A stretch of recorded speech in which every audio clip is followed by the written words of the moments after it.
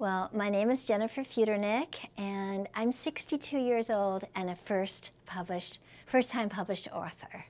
I never thought I would be a writer, and to be a writer and to have been published by Capra Press, storied Capra Press, to be the relaunch title of Capra Press, and to have my book be a memoir in poetry and stories is an honor and a joy that is almost hard to describe. As much as I do aspire to find the right words, my pleasure, I think, is oceanic.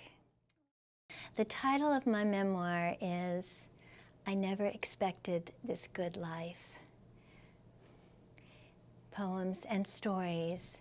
And that's a rather audacious title because it sounds perhaps, I hope intriguing, I hope not bragging, but what I really want to explain is people read the prelude, the prologue.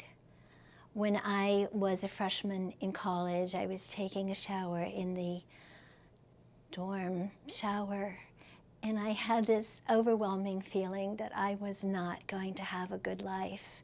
And it was as real as rain, and it was a devastating feeling. And it just came to me like a lightning bolt, and it felt so strong. And it, of course, felt so sad. And my book is an extended riff on thankfulness, on, in fact, having had a rich life that's full of love, one that I have helped, of course, create and sustain in its goodness. And it's been a life with many sorrows, too, and tragedies and losses and griefs. But it is, above all, a lesson to me to reflect on the bounty of my life. I was an early reader. Books were my friend. Books were my solace. My father died when I was 9, and that was the most desolate feeling imaginable and the only place I could find comfort. From that point on, saw books as teachers, books as comfort, books as pleasure, and books as challenges, because a great book, a great piece of literature, really requires one's attention, one's intention, one's focus, and one's giving over to what the author is trying to do.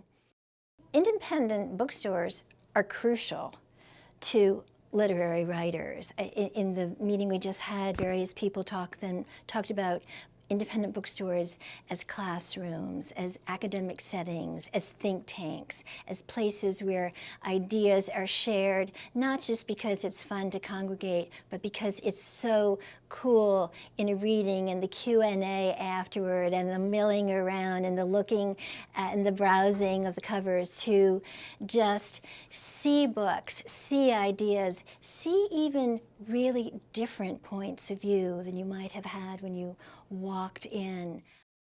I really want to put in a plug for independent publishers too. My book was the relaunch book for Capra Press, storied Capra Press. The fact that a publishing house could relaunch in this fiercely, aggressively independent, if not downright caustic, environment toward the book, the actual held-in-hand book, I think is just a wonderful venture. It's very hard to make money at it, but the more publishing houses that can either launch or relaunch or congregate in consortia as publishers of writers so that we don't have to self-publish. That's a companion to the mission and even the nobility of an independent bookstore. That, again, would be the independent publisher.